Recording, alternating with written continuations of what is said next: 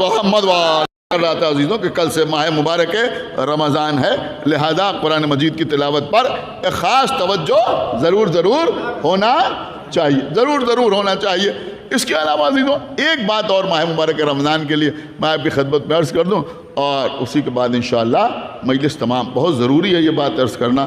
دیکھیں قبلہ، ایک خاص بات یہ ہے کہ جو گناہان کبیرہ ہیں، گناہان کبیرہ کا مطلب بڑے، یعنی جو بڑے گناہ ہیں، ان کی جو فہرست ہے اس میں ایک گناہ کبیرہ ہے کسی ایسی بات کا اللہ یا کسی معصوم کی طرف نسبت دینا جو اللہ نے یا معصوم نے نہ کہی ہو۔ یہ گناہ بلکہ بہت بڑا گناہ ہے۔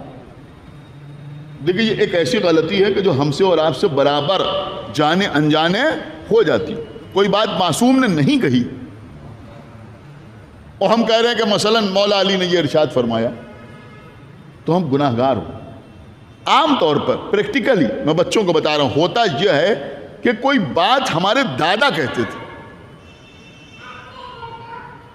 سمجھدار آدمی تھے، پڑھے لکھے آدمی تھے، حکیم تھے، جہاں دیدہ آدمی تھے، وہ کوئی بات کہتے تھے، بات بڑی اچھی تھی، بڑی خوبصورت سی بات تھی۔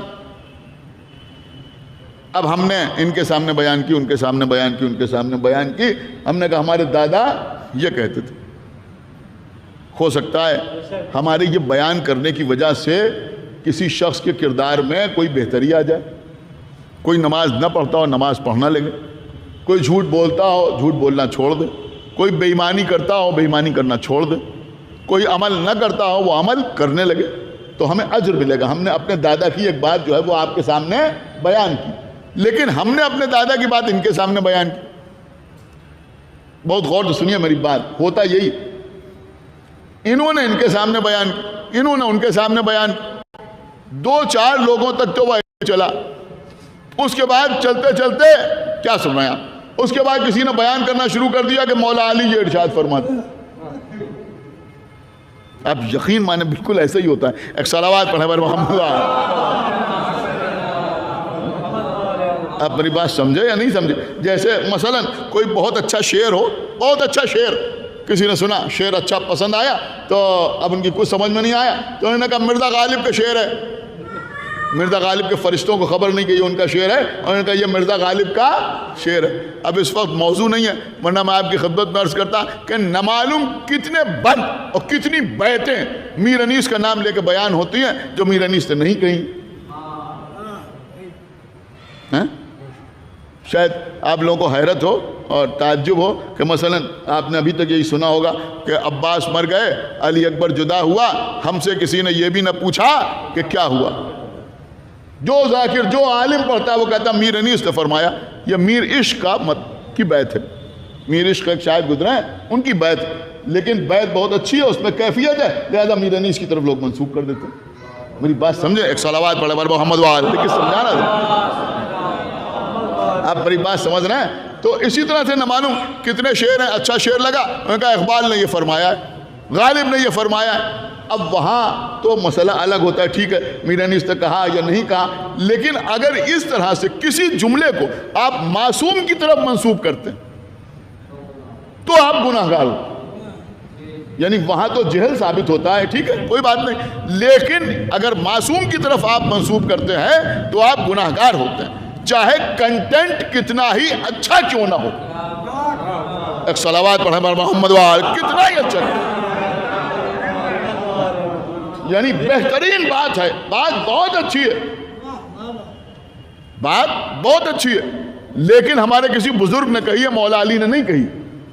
میں ابھی آپ کی خدمت میں مثال پیش کر دوں، مثلا نماز پڑھیے قبل اس کے کہ آپ کی نماز پڑھی جائے۔ آپ کل کہیے، آج رات میں کہیے، کل آپ روزہ رکھیں گے، دن بھر سب سے کہتے رہیے، جو ملے اس کا ہاتھ پکڑ کے کہیے نماز پڑھیے قبل اس کے کہ آپ کی نماز پڑھی جائے۔ ہو سکتا ہے کوئی آپ کے کہنے سے بے نمازی ہو جائے تو آپ کو ثواب ملے گا، لیکن اگر آپ نے یہ کہہ دیا کہ مولا علی نے ارشاد فرمایا ہے، سمجھیے، ایک صلوات پڑھیں بر محمد وآل، اس باریکی کو آپ سمجھ رہے ہیں یا نہیں سمجھ؟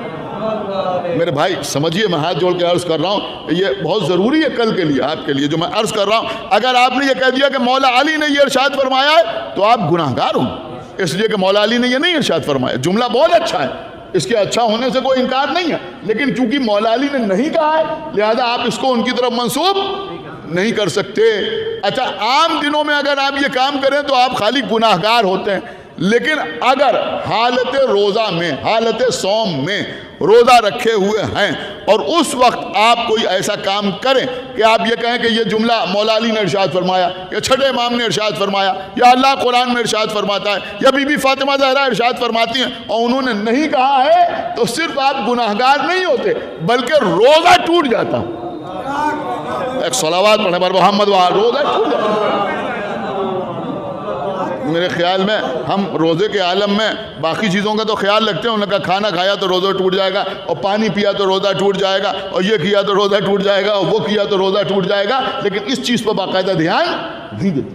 آپ کو پتہ ہے روزہ ٹوٹ جاتا ہے، روزہ باطل ہو جاتا ہے، اس کے بعد آپ کھائیں یا نہ کھائیں لیکن وہ روزہ نہیں رہتا۔ اگر کسی معصوم کی طرف آپ نے کسی ایسی بات کی نسبت دے دی جو معصوم نے نہیں کہی ہے، چاہے وہ کتنا ہی اچھا جملہ کیوں نہ ہو، میں بار بار یہی عرض کر رہا ہوں، کتنا ہی اچھا جملہ کیوں نہ ہو، لیکن اگر انہوں نے نہیں کہا ہے تو آپ اس کو ان کی طرف نسبت دے کے بیان نہیں کر سکتے، آپ کا روزہ باطل ہو جائے گا۔ لہذا اس بات کا خیال رکھنا اس وقت بہت زیادہ ضروری ہے، اور اس لیے بھی ضروری ہے کہ سوشل میڈیا کا زمانہ ہے، واٹس ایپ پر، فیس بک پر نہ معلوم کتنے میسیجز ایسے آتے ہیں جس پہ کوئی جملہ لکھا ہوتا ہے، نیچے لکھا ہوتا ہے کہ امام موسیٰ کاظم نے فرمایا، امام جعفر صادق علیہ السلام نے فرمایا، رسول اللہ نے ارشاد فرمایا۔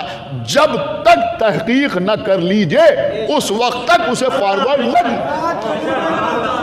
ایک صلوات پڑھیں پر محمد و آل محمد۔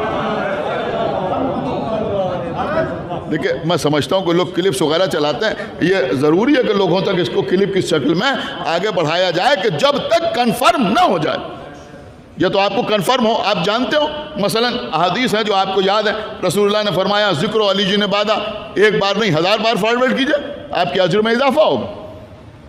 حسین و منی وانا من الحسین، جتنی بار دل چاہے اتنی بار فارورڈ کیجئے۔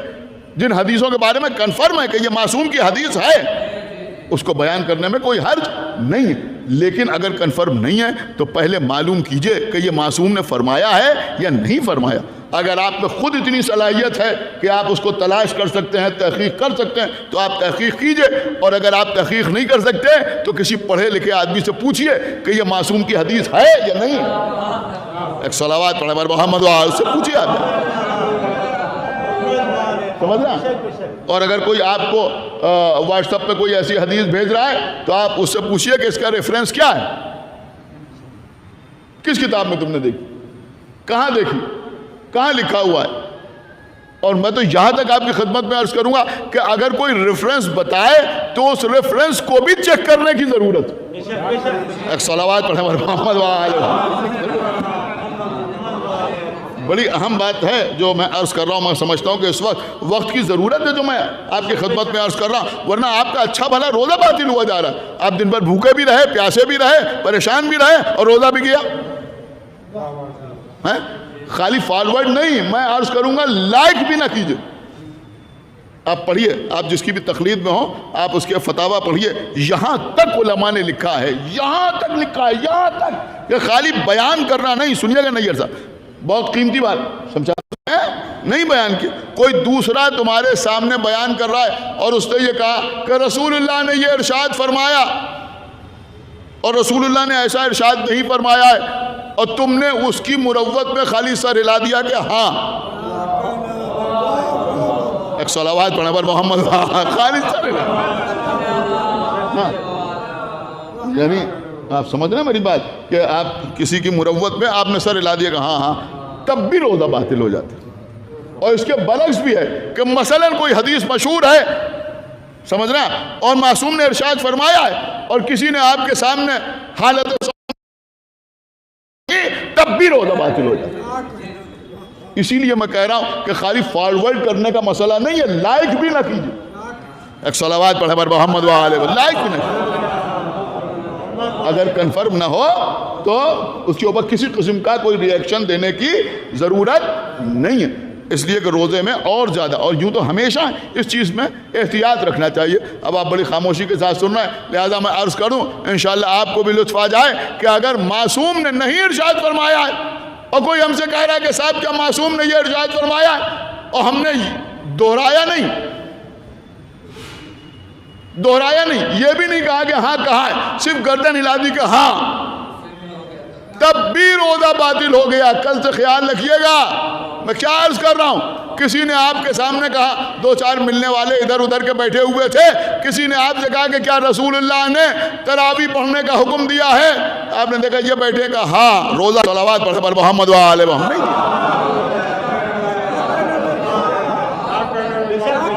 ایک صلوات اور پڑھتے پر محمد و آل محمد کیا، وہ بھی کیا، دعائے سحر بھی پڑھی، خالی گردن ہلائی اور روزہ گیا، گردن ہلائی اور روزہ گیا۔ مثلا کسی نے پوچھا سب کے سامنے کہ کیا رسول اللہ نے غدیر کے میدان میں مولا علی کی خلافت کا اعلان کیا تھا؟ اب سوچا یہ بیٹھے کہ نہیں، گیا روزہ، ایک صلوات پڑھا پر محمد سمجھنا۔ تو بھائی یہ اتنا نازک مسئلہ ہے کہ تو میں نے اس لیے عرض کیا کہ آپ کی تھوڑی سی خاموشی ختم ہو جائے، ورنہ ماہ مبارک رمضان سے متعلق یہ چیز بڑی اہم تھی جو میں نے آپ کی خدمت پہ عرض کر دی۔ لیکن اب بچوں کے لیے ایک آسان سی بات بھی عرض کر دوں کہ کچھ معاملوں میں آسانیاں بھی ہیں، یہ بھی آپ اپنے ذہن میں رکھیں۔ آسانی کس معاملے میں؟ آسانی اس معاملے میں ہے کہ کوئی حدیث ہے اور آپ کو یقین ہے کہ یہ معصوم کی حدیث ہے، یعنی یہ کنفرم ہے، بالکل کنفرم ہے کہ یہ معصوم کی حدیث ہے، بالکل کنفرم، لیکن یہ نہیں یاد کہ کس معصوم کی حدیث ہے۔ ہمارے جیسے لوگ بھول جاتے ہیں، جو مجلسیں پڑھتے ہیں تو عام آدمی بھول جاتا ہے، اس کو یہ نہیں یاد ہے کہ یہ کس معصوم کی حدیث ہے، لیکن یہ کنفرم ہے کہ معصوم کی حدیث ہے۔ تو اگر مولا علی نے ارشاد فرمایا ہے لیکن آپ نے کہہ دیا کہ امام علی جو نقی نے ارشاد فرمایا، تو نہ تو روزہ باطل ہوگا، نہ گناہ گار ہوں گے، اور نہ کسی قسم کی اجر میں کمی ہوگی۔ امام رضا کا قول ہے، آپ نے کہا امام حسن نے ارشاد فرمایا، کوئی بات، بی بی سیدہ نے ارشاد فرمایا ہے، آپ نے کہا امام موسیٰ کاظم نے ارشاد فرمایا، کوئی بات، نہ تو روزہ ٹوٹ رہا ہے، نہ گناہ گار ہو رہا ہے، اور نہ اجر میں کوئی کمی ہو رہی ہے۔ کیوں؟ کس لیے؟ یہ بھی ہمارے علماء نے بتایا، اس لیے کہ مثلا فرمایا تو مولا علی نے ہے لیکن انہوں نے کہہ دیا کہ امام رضا نے ارشاد فرمایا، تو گناہ گار اس لیے نہیں ہوئے کہ تو وہی کہتے جو مولا علی نے فرمایا۔ ایک صلوات پڑھا پر محمد